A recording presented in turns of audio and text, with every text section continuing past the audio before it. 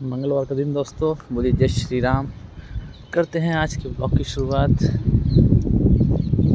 आज हमारा लाल बादशाह तैयार हो चुका है। धुल गया था बट बारिश के कारण ज़्यादा धुल गया। रखते हैं अपना टिफ़िन। आज वाइफ ने मटर पनीर की सब्ज़ी बनाई है, साथ में है दही और चपाती।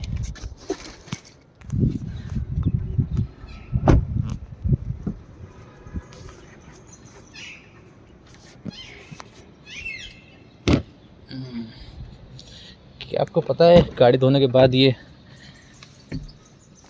वॉशिंग वाले भैया लोग जो हैं वाइपर क्यों खोल के रख देते हैं। मुझे लगता है इसलिए ताकि गाड़ी वालों को मालूम चल सके कि भाई उनकी गाड़ी धुल चुकी है। वाइपर खोल के नहीं रखेंगे तो उनको लगेगा कि गाड़ी धुली नहीं है आज। तो ये उनकी तरफ से एक प्रूफ रहता है कि गाड़ी हमने धो दी है।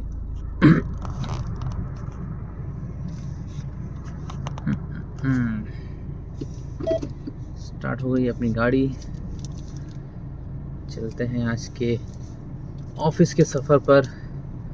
ये जो आप टेंट वगैरह देख रहे हैं, ये गणेश उत्सव के कारण लगा हुआ है। यहाँ पे हमारे फंक्शंस होते हैं जो गणपति पे होते हैं, जो डिफरेंट कंपटीशन होते हैं बच्चों के या बड़ों के, वो स्पेस में होते हैं। तो थोड़े दिन के लिए पार्किंग का कुछ हिस्सा जो है वो सोसाइटी को दे दिया जाता है, क्योंकि बारिश का टाइम है तो कवर्ड जगह ज़रूरी है कोई भी फंक्शन करवाने के लिए। इसीलिए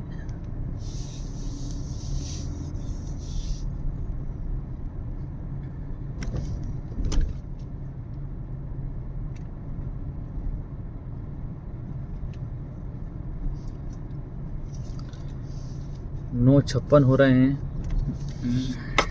I am on time. Normally इसी टाइम पे मैं निकल जाता हूँ, मतलब 9:50 से 10 के बीच में ऑफिस के लिए निकलता हूँ।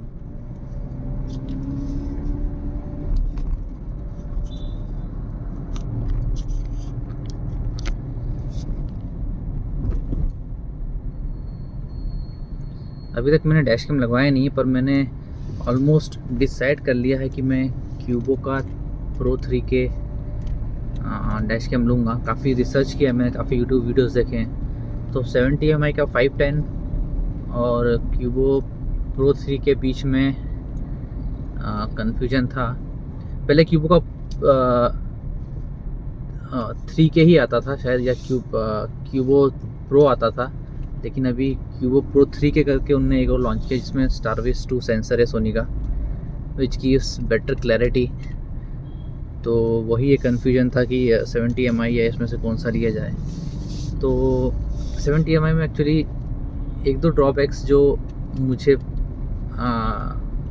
मैंने देखे हैं जो वीडियोस देख के, कि उसमें 256 से ज़्यादा का स्पेस नहीं, मतलब कार्ड 256 भी था, उसके आगे you can not install any other card. 256 is the maximum limit for 70 plus उसका जो ऐप है वो भी एक चाइनीज़ ऐप की तरह है। क्यूबो में जो SD कार्ड है you can upgrade up to 1 TB, और उसका जो ऐप है वो भी काफ़ी यूज़र फ्रेंडली है। तो ये दो चीज़ें, बस इन दो चीज़ों के कारण ही क्यूबो की तरफ मैं जा रहा हूँ। और क्यूबो एक हीरो का ब्रांड है जो कि इंडियन कंपनी है, तो दैट इज़ अनदर रीज़न। बाकी ऐसा कुछ ख़ास अंतर नहीं है। 70 के बेटर रिव्यूज़ ही मिले हैं, बट क्योंकि ये 2-3 चीज़ें हैं, इसके कारण मैं क्यूबो प्रो 3 के पे ही जाऊंगा। और मुझे लगता है कि डैश कैम आजकल बहुत ज़रूरी है। जिस प्रकार से लोग ड्राइविंग करते हैं और जिस प्रकार से स्कैम्स वगैरह हो रहे हैं आजकल। लोग खुद गाड़ी के सामने आ जाते हैं और फिर पैसे की डिमांड करते हैं। और भी कुछ काफ़ी सारी चीज़ें हैं। अगर कुछ भी अनफॉर्चुनेट इवेंट होता है तो आपके पास रिकॉर्डिंग रहती है कि वो आपकी गलती के कारण नहीं हुआ, वरना क्या होता है ना, कभी कुछ होता है तो लोग जो हैं, जिसके पास बड़ी गाड़ी रहती है उसी पे हमला बोलते हैं। लोग इतने फ्रस्ट्रेटेड है ना कि उनको गुस्सा निकालने के लिए कुछ तो चाहिए, तो उनको एक मौका मिल जाता है कि चलो आज इसकी बैंड बजाई जाए।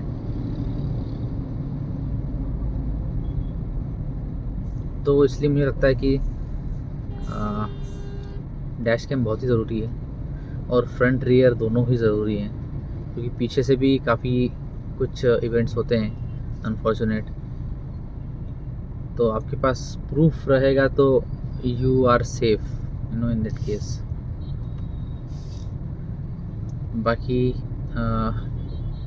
होप आप सबके गणपति बहुत अच्छे जा रहे होंगे। आप सबने गणपति अपने घर बैठाए होंगे। हम महाराष्ट्र में काफ़ी देखा है, लोग 1.5 दिन के गणपति, 3 दिन के गणपति, 5 दिन के गणपति, 7 दिन के, तो ऐसा काफ़ी यहाँ पे लोग होता है। बाकी हमें यहाँ एक्चुअली यहीं पर आके मालूम चला कि ऐसे भी लोग गणपति बैठाते हैं। हम लोग हमेशा 10 दिन के बैठाते थे और बैठाते हैं। तो महाराष्ट्र में आने के बाद ही हमको ये पता चला कि यहाँ पे डिफरेंट मतलब डेज़ की गणपति भी आप बैठा सकते हैं अपनी कन्वीनियंस के हिसाब से, अपनी श्रद्धा के हिसाब से। क्योंकि आजकल की लाइफ क्या है ना, सब लोग मोस्टली वर्किंग है, हस्बैंड वाइफ, और भगवान को भी टाइम नहीं दे पाते हैं। तो इट्स ओके, श्रद्धा होनी चाहिए। जितने भी दिन आप गणपति बैठाएं, पूरी श्रद्धा के साथ दिल से बैठाएं, वो ज़्यादा इम्पोर्टेंट है।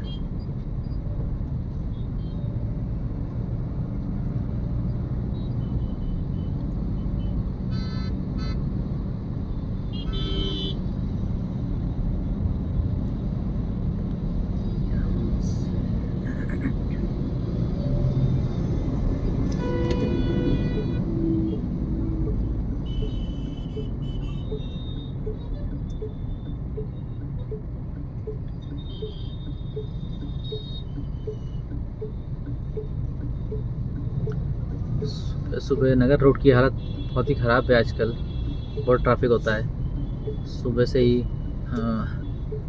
ट्रैफिक चालू हो जाता है, और जो टर्निंग्स हैं रोड में, स्मॉल टर्निंग्स हैं, उसके कारण ट्रैफिक और ज़्यादा होता है कि वहाँ पे गाड़ियाँ मुड़ती हैं तो पीछे सारी गाड़ियाँ रुक जाती हैं। और तो इसलिए नगर रोड पर काफ़ी ट्रैफिक होता है। ये एक बीच का रास्ता है, वाले नगर होके जो खराड़ी जाता है, तो मैं मोस्टली इधर से ज़्यादा जाता हूँ ट्रैफिक को कट करने के लिए। अभी ये छोटा रास्ता है, सोसाइटीज़ यहाँ पे बनी रही हैं, तो आगे जाके मुझे लगता है ये रास्ते में भी काफ़ी ट्रैफिक होने वाला है आगे जाके, क्योंकि ये भी एक टाइप से मेन रास्ता ही हो जाएगा खराड़ी जाने के लिए। और लोग जैसे जैसे खराड़ी शिफ्ट होंगे, उनको पोजीशंस मिलेगा, तो यहाँ पे भी ट्रैफिक बढ़ना ही है। और यहाँ पे स्कूल्स काफ़ी सारे हैं, स्कूल बसेस काफ़ी चलती हैं, और अभी कंस्ट्रक्शन चल रहा है तो कंस्ट्रक्शन ट्रक्स भी काफ़ी चलते हैं यहाँ पे। तो और ऑलरेडी आप देख सकते हैं रोड जो है काफ़ी छोटी है, तो यहाँ पे भी ट्रैफिक होना ही होना है अगले 2-3 साल में।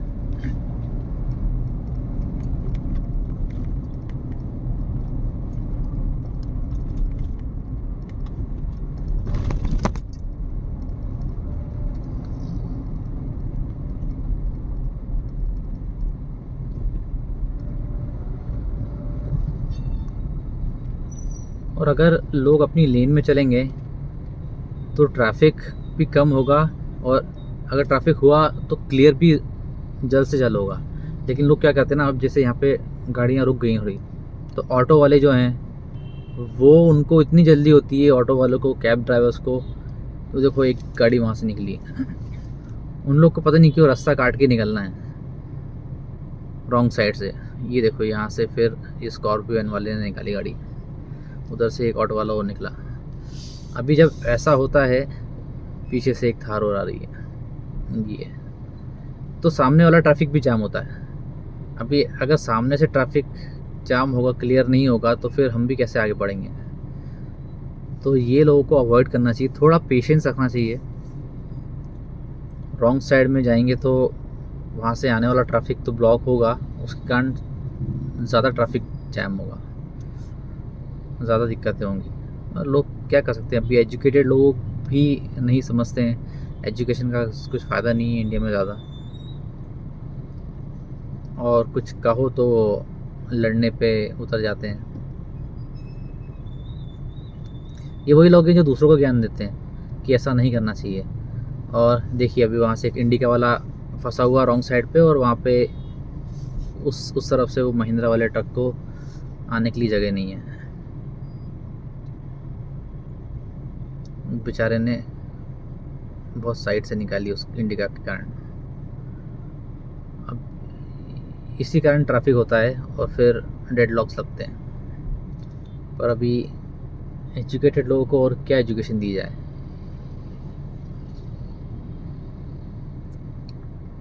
टू व्हीलर से चलो समझ सकते हैं, यहाँ वहाँ से निकल जाते हैं टू व्हीलर, कुछ जगह ज़्यादा स्पेस लेते नहीं है, तो उनका रॉन्ग साइड से जाना ठीक है, बनता है। लेकिन अभी ऐसे जो आईटी कंपनीज में लोग काम कर रहे हैं, वो लोग ही ऐसा करते हैं, तो फिर दुख होता है कि क्या एजुकेशन उन्होंने ली है।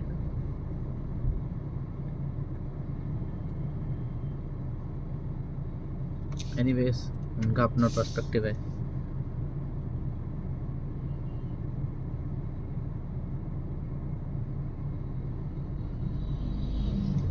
ये एक ऑटो वाला और निकला, सबको जल्दी है। और मैंने देखा ऑटो वाले और कैब ड्राइवर्स लोग ज़्यादा जल्दी में रहते हैं और ज़्यादा ट्रैफिक करते हैं। वो लोग रॉन्ग साइड जाते ही जाते हैं, उनको फ़र्क नहीं पड़ता, और फिर बीच में कहीं कहीं भी काटने की कोशिश करते हैं, तो उस वजह से ट्रैफिक ज़्यादा होता है।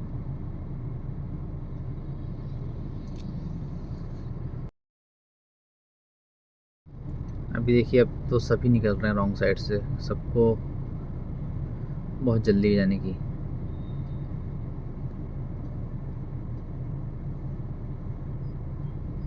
और जब आगे जाके देखते हैं ना, तो ऐसा कुछ मालूम नहीं चलता कि किस कारण के लिए ट्रैफिक जाम हो। बस ये यहाँ पे जो ट्रक्स निकलते हैं वो थोड़ा सा निकलने में टाइम लगाते हैं, तो लोगों को उतना भी पेशेंस नहीं है कि यार ट्रक के पीछे पीछे चल दिया जाए, उतना भी लोगों में पेशेंस नहीं होता है, इस कारण ट्रैफिक जाम होता है।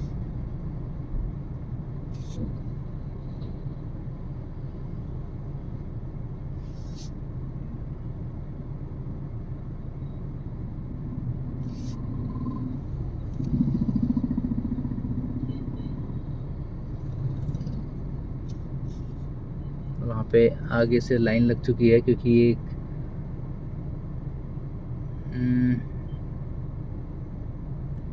वॉक्सवैगन वाले ने रॉन्ग साइड डाली थी। अब उसको वापस से लेन में आने के लिए सामने से गाड़ी को वेट करना पड़ा।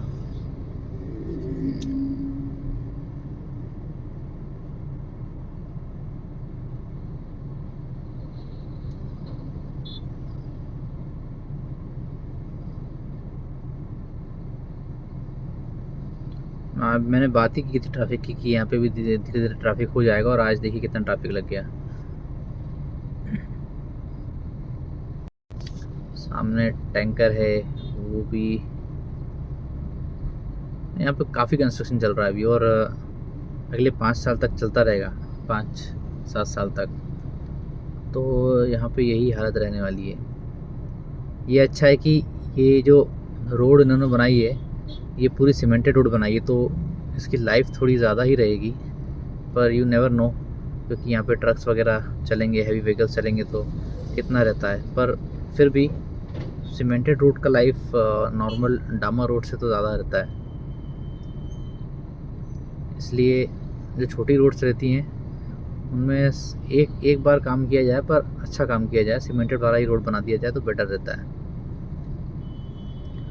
वरना डामर रोड आजकल क्वालिटी आपने देखी है, 6 महीने भी नहीं होते हैं, एक बारिश भी अच्छे से नहीं निकाल पाती। एक बारिश होती है और पूरी रोड उखड़ जाती है। ऐसा आजकल का काम होता है। सबको बस पैसा खाना है, काम में क्वालिटी नहीं देनी है।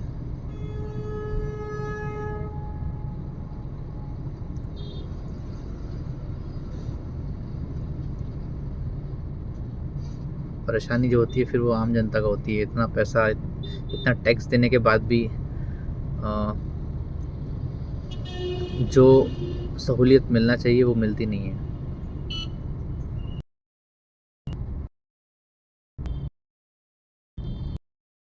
प्रोजेक्ट्स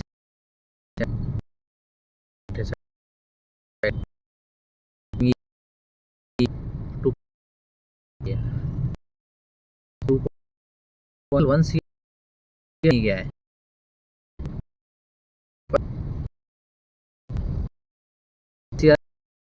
पता नहीं इतने बढ़ गए हैं।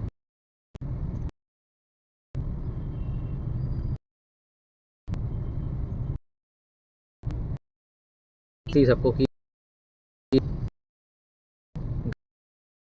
लेना इतना एक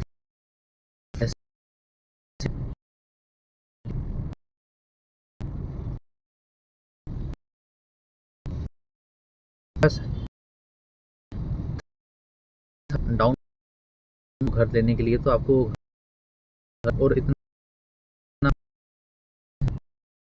क्योंकि कहूँ आप उतना ज़्यादा नहीं, ज़्यादा आपकी ईएमआई बंधेगी। अगर अच्छे बड़े 4 लाख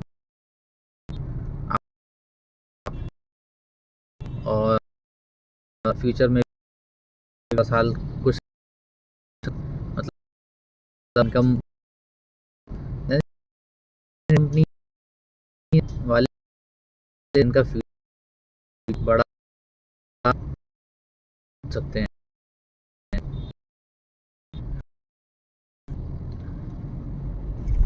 डाइसी रहता है कि आज क्या हो। इस कंपनी में फायर हो जाए, वेरी उस केस में तो आपकी सेफ तो ठीक है, घर लेना और मतलब ओके, बट ये गुड होना चाहिए, ब्रिटिश कम से कम होना चाहिए।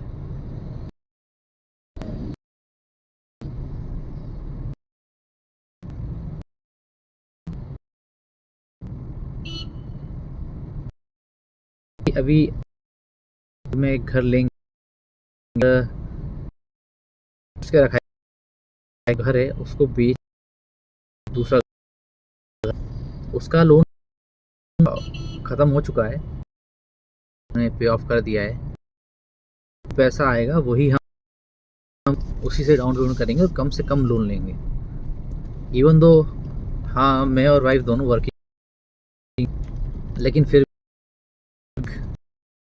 प्लीज़ कि हमारा बच्चा तो सोचना कि दो स्कूल फीस ही है, और जो कि 5 to 8 अप्रिशिएट होता ही है।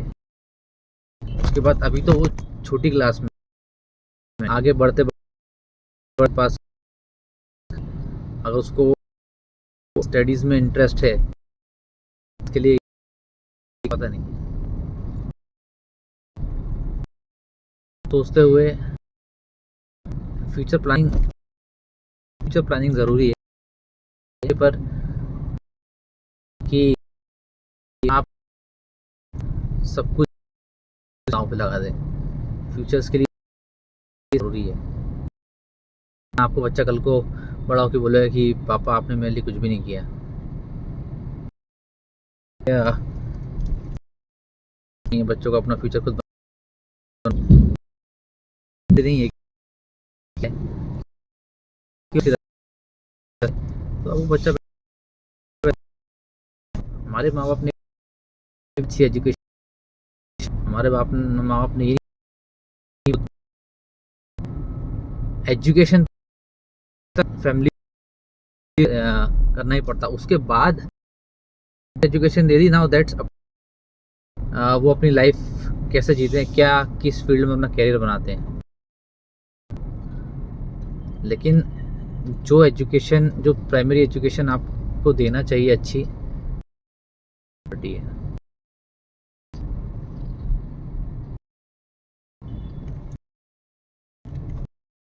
तो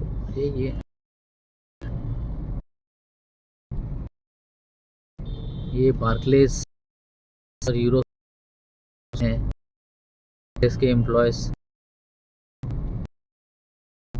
हेल्प यहाँ पे अपनी विदाउट हेलमेट उनको